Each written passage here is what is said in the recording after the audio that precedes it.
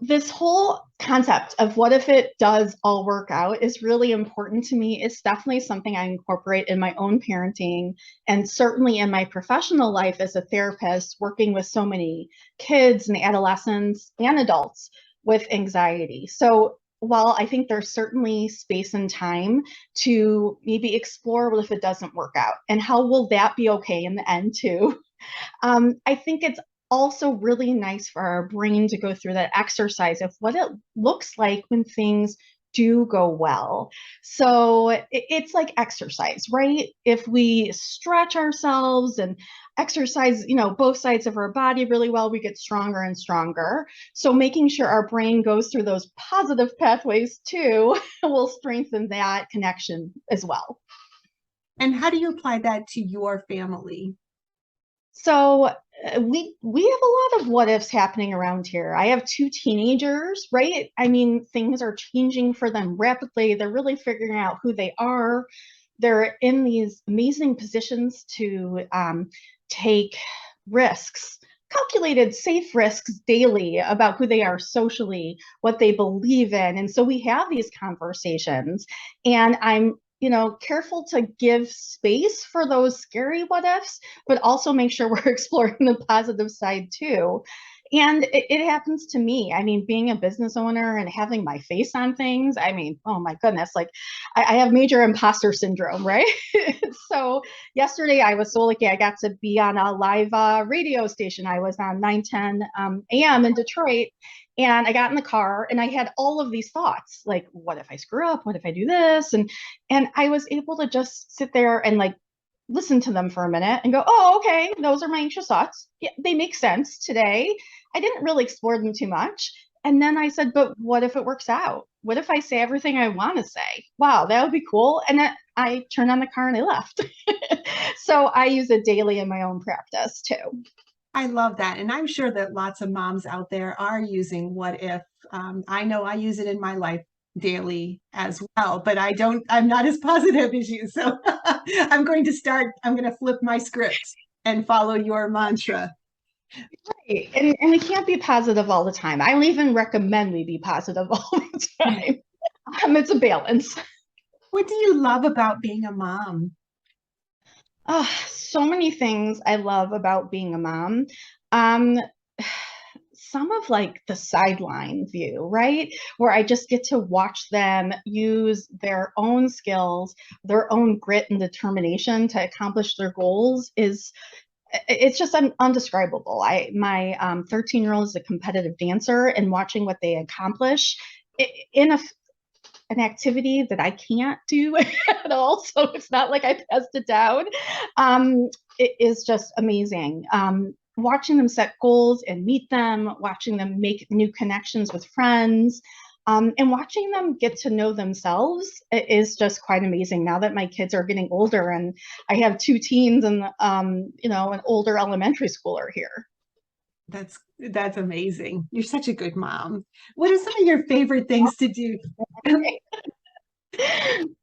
What are some of your favorite things to do in Metro Detroit with them? So my kids and I, we love to explore. One of our favorite family activities is called a mystery tour. And honestly, like this is a great mom hack because my husband and I came up with this because if we told him we were going in advance, someone would complain.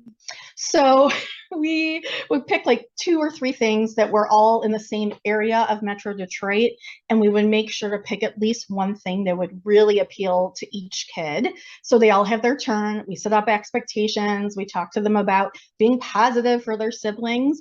And then we just like love to explore different areas. So we love downtown Brighton, and we've gotten to do like remote control boats on the little pond there. They have a great candy store called Oh My Lolly. We always love to be in the city. We'll do Midtown and go to Monger's Provisions, which is my brother's store. I'll give them a shout out, and taste cheese.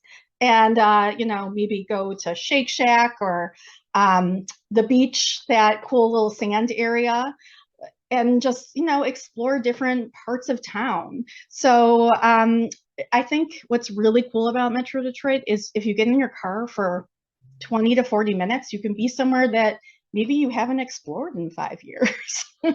And there's just so many unique neighborhoods here. That's for sure, definitely. And you are so great about sharing your advice with people. I follow you on social media, and we can give you a shout out there. But what are some of your best pieces of advice for parents?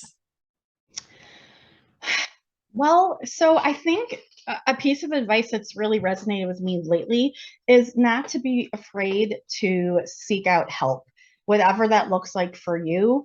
I'm an educator and I am a therapist, but I can't be my children's teacher or therapist, nor do I want to because it gets in the way of my parenting relationship. So I seek out professionals for different things in my home all the time, whether it's leaning on family or friends. That it actually, I think, is a sign of strength. It's really hard to seek out help. And start with a person you're comfortable with. If you have a connection with someone at your child's school, they can help connect you to resources. If you have a connection with your pediatrician and they're a safe person for you, start there. And people want to help. We really do have incredible services in Metro Detroit. So ask. I don't know anyone out there who wouldn't benefit for support and help as a parent. It's a tough job. And let's say, how could they reach you if they were interested in reaching you? Sure. So I operate two different businesses. I have this educational consulting piece where I give out advice and free content to parents and work with families one-on-one for executive functioning skills. So the name of my business is FAB, FAAB Consulting, and they can find me at fabconsulting.com or all over social media. If you search FAAB, you'll find it. It's a little easier to spell than my name. But also connected to that, I have a therapy business called Franki Bagdade Therapy. And I love the privilege of working with families, helping parents in their journey. I really think in the end, what I get to help them with is to enjoy parenting more. And no one's going to enjoy it all day long. I mean, you've seen the title of my book, I love my kids, but I don't always like them because it's true. We're going to have our moments, but we also want to make sure we're having those moments of just enjoying that journey of raising kids.